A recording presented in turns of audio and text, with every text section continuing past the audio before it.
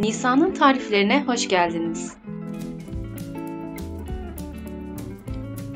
Bugün sizlerle ev yapımı lahmacun yapacağız. Yoğurma kabımızın içerisine 1 tatlı kaşığı toz maya, 1 tatlı kaşığı toz şekeri ilave edelim. 1 su bardağı ılık süt, 1 su bardağı ılık su ilave edip maya eriyinceye kadar karıştıralım.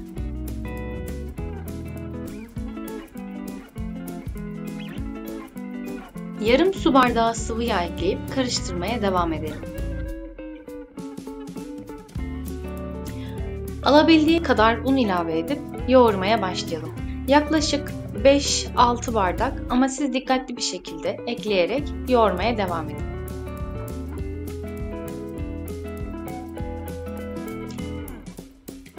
Hamurumuzun üzerine streçle sarıp yarım saat mayalandıralım. 700 gram yağlı kıymamızı yoğurma kabımızın içerisine alalım. 2 adet orta boy soğan, 2 adet yeşil biber, 2 adet kırmızı biber, yarım demet maydanoz, 2 adet domatesi robottan geçirip harcımızın içerisine ekleyelim.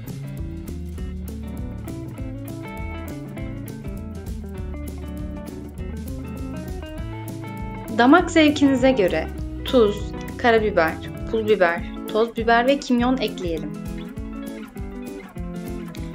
Harcımızı güzelce karıştıralım.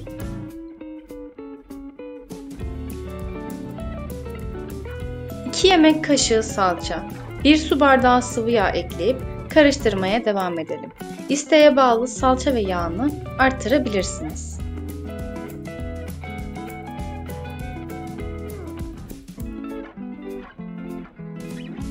Hamurumuzdan bir parça alarak un yardımıyla istediğimiz boyuta gelene kadar açalım. Açtığımız hamurumuzun üzerine hazırlamış olduğumuz iç harcımızdan döküp her yerine eşit olacak şekilde yayalım.